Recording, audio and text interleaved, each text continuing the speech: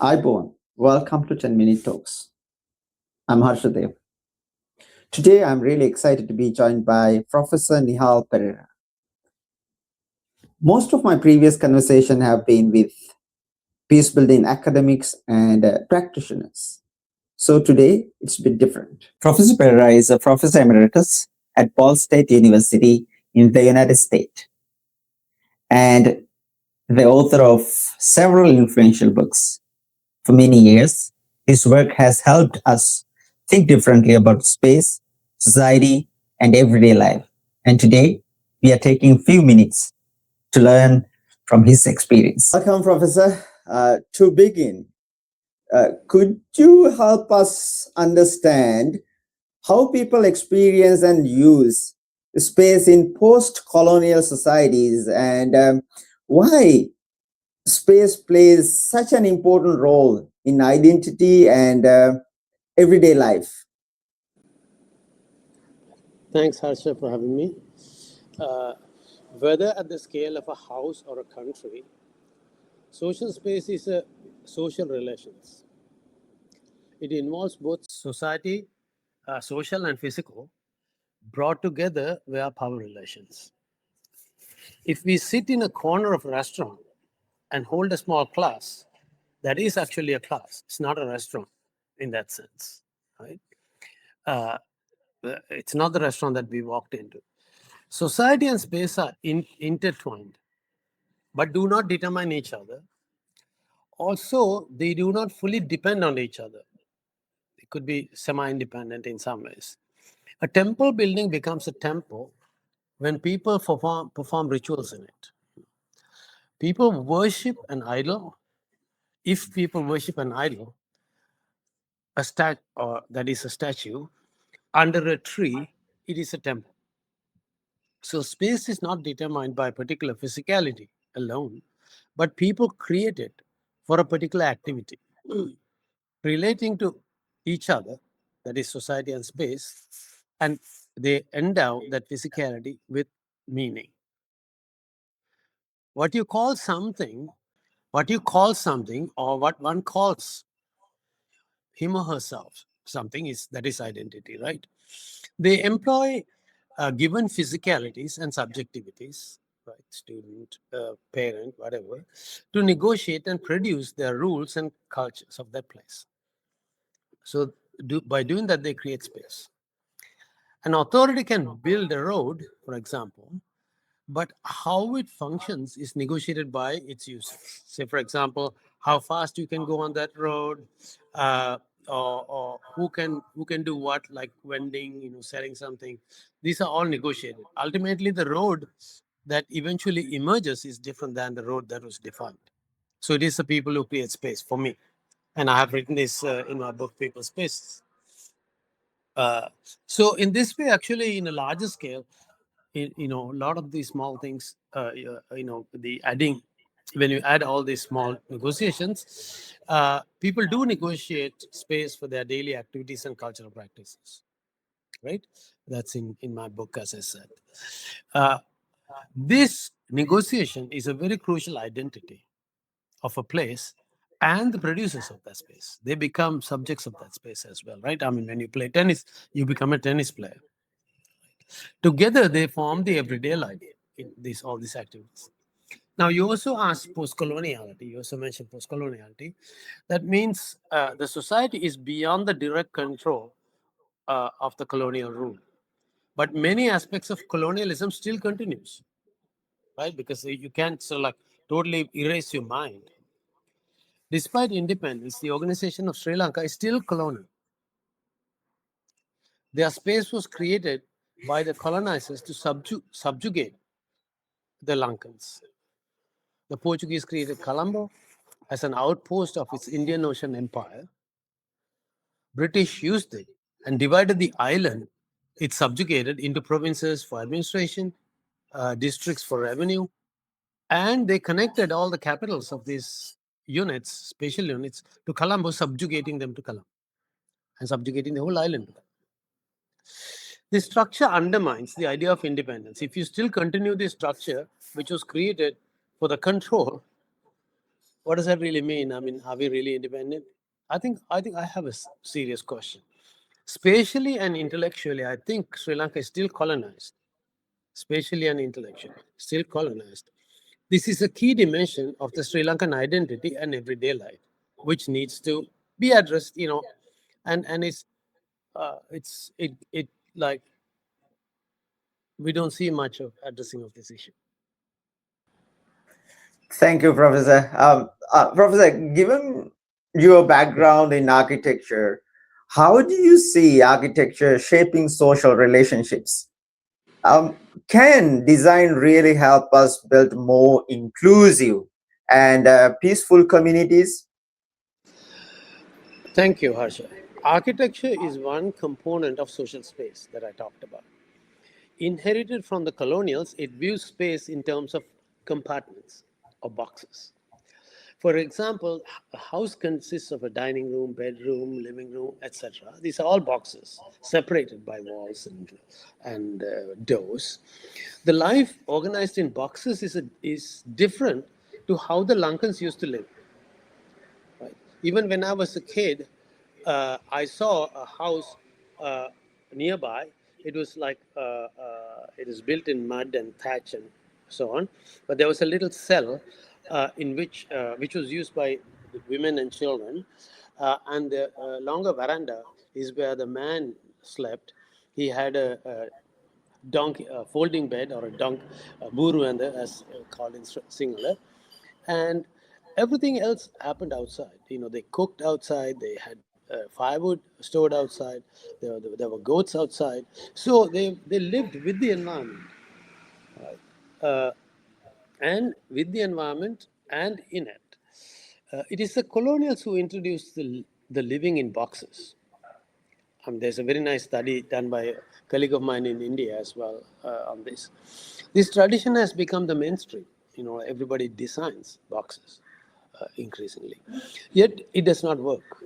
It does not work. So what happens is kind of like it gets confused. I used to, when I was a kid, I used to study in the dining room, right? So so the Western idea doesn't kind of like totally get migrated. And on the other hand, Western people are also not so rigid as this type of understanding highlights. Uh, these are like, yeah. So, architecture is also diverse practice. There are many people practicing different things. Architecture mainly came from the colonial times. They still follow the Western, ideas and ideals, and so on. And then I'll take one example because of the time. If you take Kandalama Hotel, for example, uh, it is in a very open space. Wherever you go, it's open. You can see trees. They they come into the building, and the building goes into the woods. And there's the mountain and all sorts of different things, right? Uh, so, so the only cells that you see are bedrooms. Your own room. So it's pretty much like this old village that I was talking to you about, right? So I think these type of ideas are actually ideas have influence. There are people who look for these things, but I do believe it's a minority.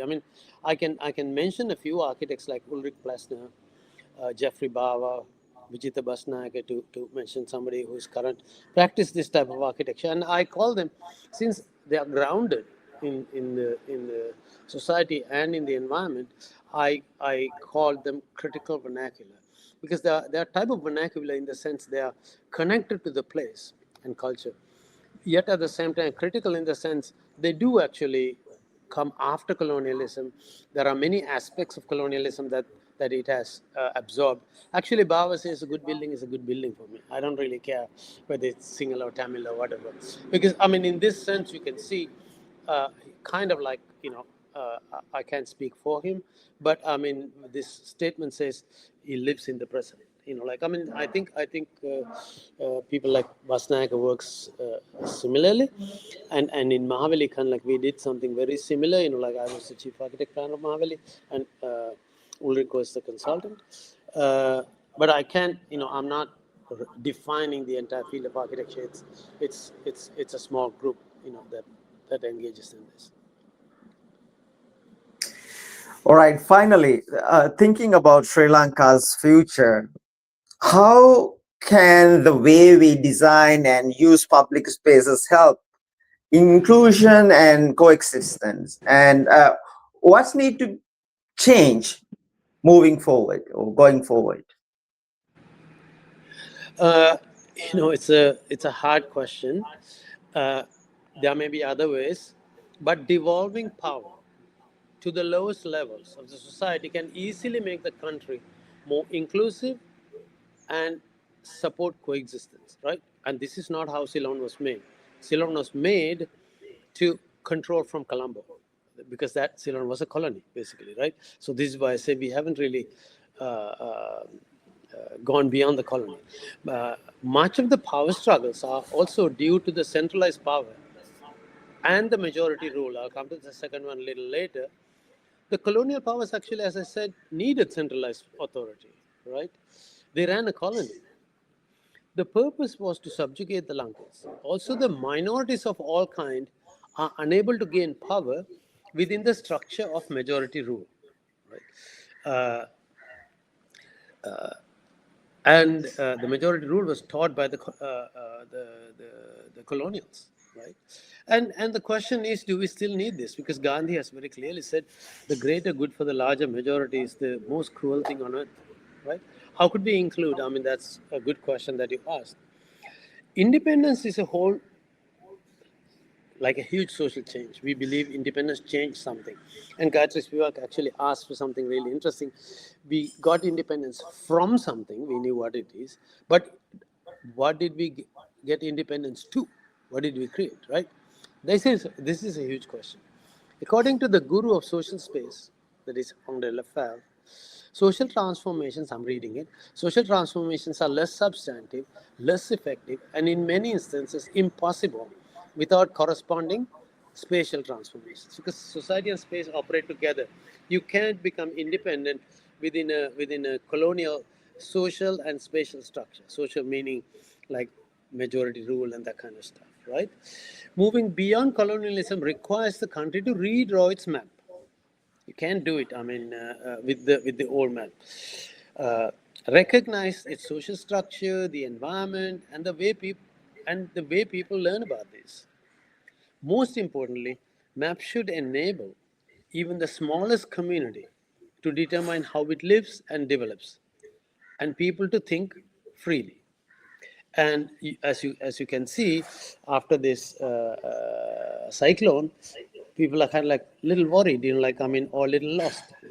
So I think it's time to rethink, like how we might be able to redraw the map. We can't just say the elephants are walking to my garden. I mean, maybe we have built our gardens, like in the elephant path, and so on. So I think it's time to rethink the map, basically, to put it that way, metaphorically. That's a social spatial, social spatiality of Sri Lanka, for that matter. From a building standpoint, as you focused on that, temples actually enhance the difference, like domes and shikaras and so on. But if you Sri Lanka has all sorts of different people. If you visit any of those houses, they are pretty similar, right? You can see that does not mean they're not Muslims, they're not Hindus and Buddhists, but the differences are there, but the differences are built into it, not outward, not to the other, right? So I think maybe we can actually get some ideas from this, right? I mean, it's not only building temples and so on, but also the loudspeakers and so on. I mean, they continuously kind of like try to dominate. But if you go to a Muslim person's house or a Buddhist person's house, it does not, right? So I think so privileging the approach to housing rather than these mega buildings or huge religious buildings can enable inclusivity and coexistence, I believe, more than privileging that difference that speaks out loud, like in a big way. So there is a lot of hope, but we need to tap into those. Thank you, Professor. Thank you for joining me today. Thank you.